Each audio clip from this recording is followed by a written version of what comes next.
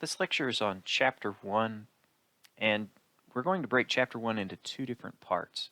So this is Part 1. Chapter 1 discusses the foundations of interpersonal communication. Now these foundations vary widely, and in most survey courses where you're being introduced to a new subject, the beginning of the textbook is going to break down the basic building blocks of things. Here we start out with a couple of benefits of learning interpersonal communication skills, of studying those skills, of becoming more effective as interpersonal communicators. As you can see on the slide in front of you, these benefits can be personal, they can be professional, or anywhere in between. I can read this slide to you, but we'll go over each thing and I'll add a little bit of commentary. So whenever it comes to personal relationships, one important thing to keep in mind is the more effectively we communicate, the more satisfied we are. So whenever it comes to interpersonal communication, the more effective we are at that, the more satisfied we are with our relationships, whether they be platonic, or they be romantic, or they be professional relationships. When we communicate more effectively, we're happier in those situations, or at least more satisfied.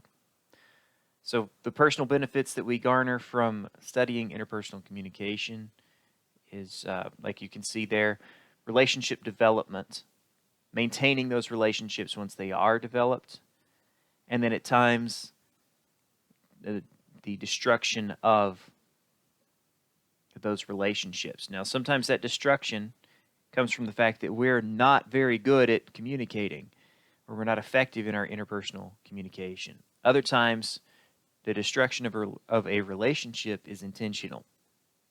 And in order to do that well, sometimes it takes a great degree of interpersonal communication skill.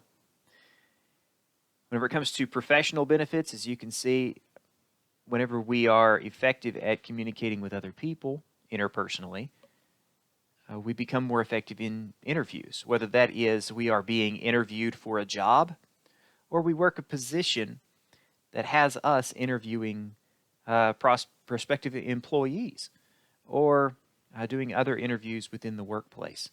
So those interviewing skills are largely interpersonal skills. Most research that you will read will say that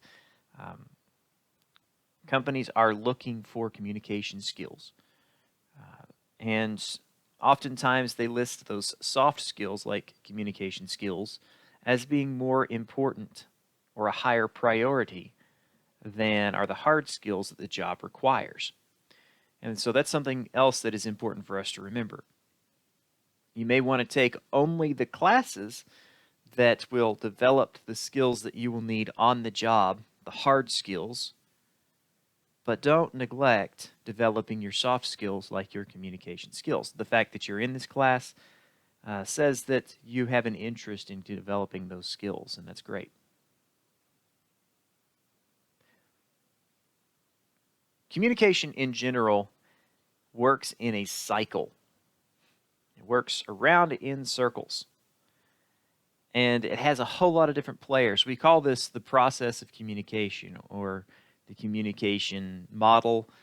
There's a variety of different names. Your text approaches it specifically from the vantage point of interpersonal communication.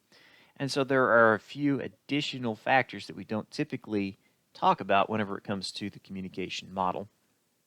But these are the major players that we will cover: the source or sender and the receiver, messages, channels, noise, context, effects, and ethics. We'll cover those on the following slides. Here you have a general model of interpersonal communication. You see there on your left that we have the source. This is where communication originates. Then a message is sent along what's called a channel over here to the receiver, who receives the message. Then they send their own message in the form of what's called feedback back to the original sender. And you see there are a whole lot of different terms, like noise, encoding, and decoding. You see several different terms, and we will cover those, and the textbook also cover those. So when it comes to the source or the receiver, so that would be on that previous page. That individual on the left-hand side is the source. The individual on the right-hand side is the receiver. That is they're the communicators, the two parties involved in communication. Now, those two parties doesn't always mean just two people. Typically, the source is going to be one sender, and the receiver could be a single individual or a vast variety of people. So, something that we need to keep in mind as senders or sources is that there are a variety of audiences. There are the people that we intend to talk to, and then there's the other people who pick up our message along the way. Now, your text spends a great deal of time drawing comparisons between face-to-face communication and online communication. My primary area of expertise lies in face-to-face communication, and so most of my examples will come from that. The textbook does a really good job of drawing those other parallels to digital communication. We'll talk about it some, but the majority of that you will find through reading your text.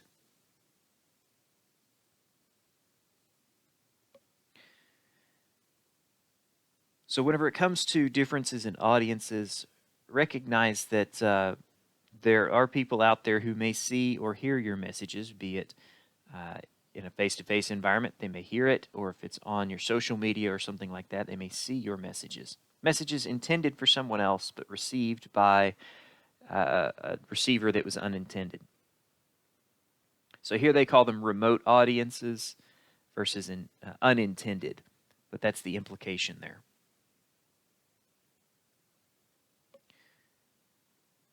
Then you see the term interpersonal competence. Now, when it comes to interpersonal competence, that has to do with basically how effective we are in interpersonal situations. Not all people are the same, and so we cannot communicate the same way with all people. So we need to learn to adjust our communication skills or our communication patterns. And these things rely on relationships that we have developed. What relationship do I have with this person I'm speaking with? That's going to shift the way that I communicate with them. Where are we? So the context is another thing to consider. This is something that we learn through trial and error. So this is a learned skill. You're not going to take this course and instantly be the best interpersonal communicator on the planet. Reading a book, taking a class does not make you a great interpersonal communicator. It's something that takes time and effort on your part. You see the terms encoding and decoding next. The way that your text really talks about it is it's the way we compose a message. So the way I've always thought about it is this is the words that we choose to express our message. So the words we choose have a major impact on how that message is decoded. Decoding is the way that the receiver, intended or unintended, understands the words chosen through encoding. So encoding is typically seen on the sender or source side, and decoding then on the receiver side.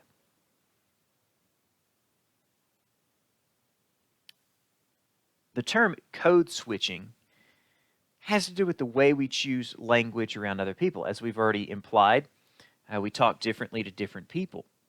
This is something that, as you see there, identifies you as a member of a group. The way a group talks to each other. There's going to be slang, there's going to be jargon, there's going to be specific terminology that they use amongst that group that makes sense to that group. But to an outside observer, those words, those terms may not make as much sense. So code switching has to do with our ability to adapt to the group that we're talking to.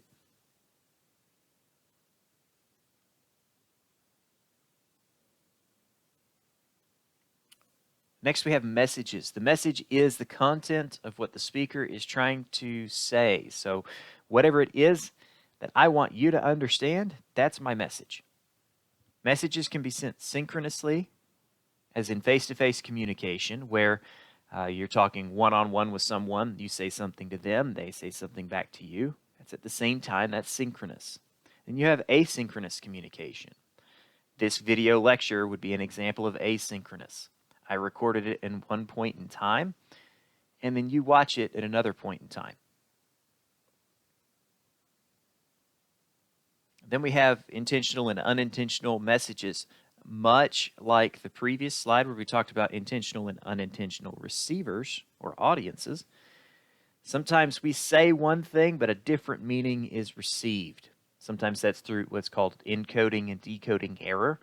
Other times, it could come from any other variety of misunderstanding. Meta messages, that's a complicated concept, but it's a message about a message. So you send a text message to someone, and then they show up. And so you're talking to them, and they say, "Oh, by the way, did you see my text earlier?"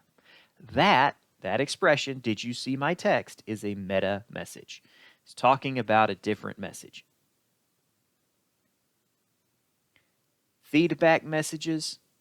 The feedback is the audience's response to the message.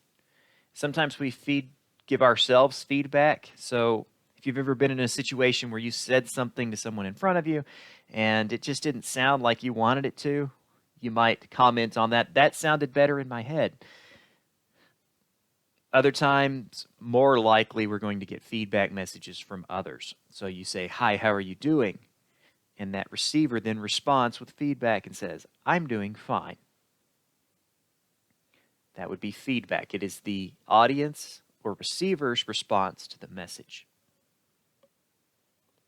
Feed-forward messages are messages intended to give some kind of context to what's going to be discussed. So in a business meeting, you might say, "In regards to the projection of sales for next month," so now we know what we're talking about. In regards to sales next month. It's a feed-forward message before you ever get into what you're actually here to say. The channel of communication is also an important consideration to make. The channel is the vehicle that carries the message or the means of communication. So whether that is written language, it's a text message, it's a face-to-face conversation, the channel is the thing that carries the message. And we can be very technical and say that a face-to-face conversation consists of a channel that is made of air and sound waves. That's very technical. Most people will just call that a face-to-face channel for simplicity's sake. But the channel does impose restrictions on message construction. You can only say so much through a text message. Now we have emojis and all caps and a variety of ways to use punctuation in order to add some emotion to our text. But you're still going to miss out on certain elements that we would see or hear if you were face-to-face with someone. So that integration of face-to-face and online communication is something we see continually evolving as we try to make them somewhat even as far as the amount of information that we can convey digitally versus face-to-face. Noise is always a consideration to make as a communicator. Noise is defined as any interference to the message, and there's several different types of noise, as you can see here. Physical noise is a physical sound that might impede the ability of one listener or receiver from hearing the message of the source. So whether that's another person talking more loudly than the sender, or it's a cell phone going off and interrupting the situation, whatever it is, that's a physical noise. Physiological noises are noises that occur within the body. So something like being sick Having a migraine or having a hearing impairment is another example. These are all examples of physiological noise, something within the body that impedes the ability to process the information that is communicated to them. Psychological noise is typically going to come from psychological distraction, message overload, things like that. So sometimes we're preoccupied when listening to someone. That's a psychological noise. We're thinking about something else instead of what's being said to us.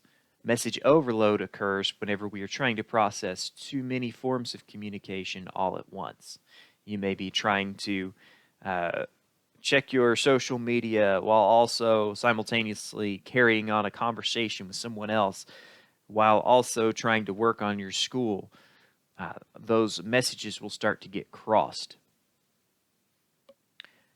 That fourth one there is semantic noise. Semantic noise is the most abstract, but basically it occurs whenever people use words and terminology different than the way that the source does.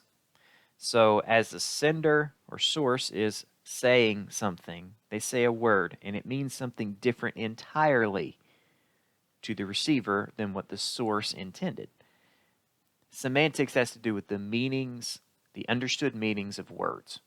And sometimes these semantics come from cultural differences.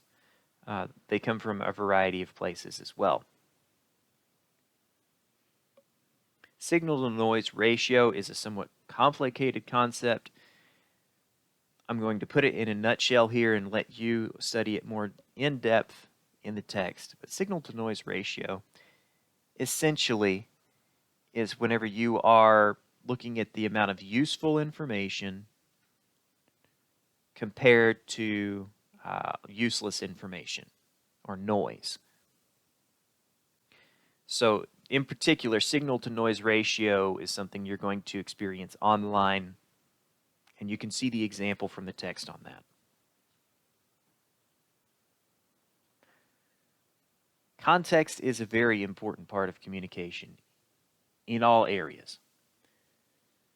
But there are different, obviously, as you can see here, some different forms of context that we might consider. Physical context, that's pretty straightforward. Where are you physically?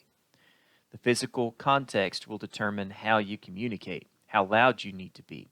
Can you touch the person you're talking to, as in greeting them with a handshake, or are you hollering from across a room? It's going to be things like that. The physical dimension has to do with where you are.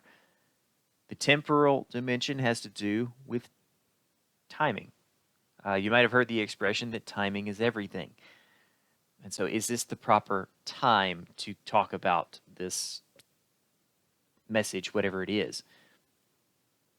It might not be the best time to ask for a raise whenever you know that your company is struggling financially. And so temporal dimension, whenever it comes to context, is a consideration there. Whenever it comes to the social, psychological dimension, this comes down to formality of a message. How formal or informal do I need to be? And in the cultural dimension, interpersonal communication looks different from culture to culture. Eye contact is different. In American culture, eye contact indicates respect. It indicates that you're listening. It indicates that you're being honest. Whereas in many Eastern cultures, making eye contact with someone as they speak to you would be considered rude.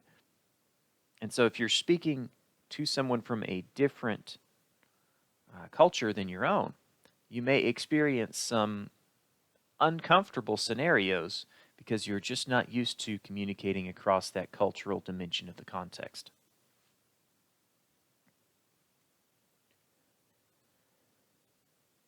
An added part to the communication process of interpersonal communication are effects. Cognitive effect is where you are attempting to change a way of thinking. You're providing facts. So persuasion oftentimes is targeted toward cognitive effect. You have affective effects, and that just seems really weird to say, affective effect.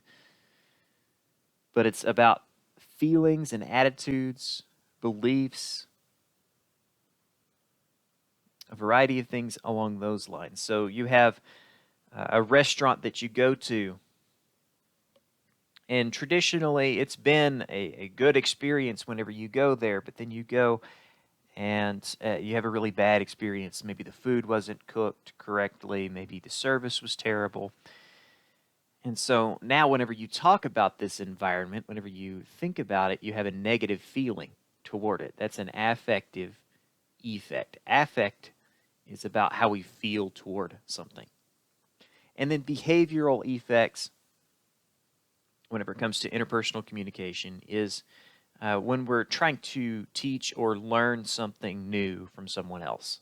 So we are trying to influence behavior here, to change behavior. And this could be, from the perspective of the source or of the receiver. I attend a class intending to change my behavior. But then as a professor, I go to a class intending to change my students' behavior as well. So you can look at it from both sides of the effect whenever it comes to behavioral effects. And then a term that you should become familiar with is the term ethics. Ethics, it's the way we view the world. Ethics is defined as the study of moral conduct, and you can read about ethics going back millennia. People have been writing and talking about ethics and what's ethical for a very, very long time. But whenever it comes to ethics in interpersonal communication, we have objective ethics and subjective ethics.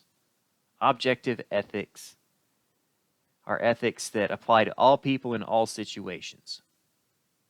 So someone might say that lying is wrong. That's objective truth. Objective ethics. Someone coming from that perspective would say that lying in any situation is morally and ethically wrong. There are no exceptions. That's the objective stance. The subjective stance says that there could be exceptions in specific circumstances.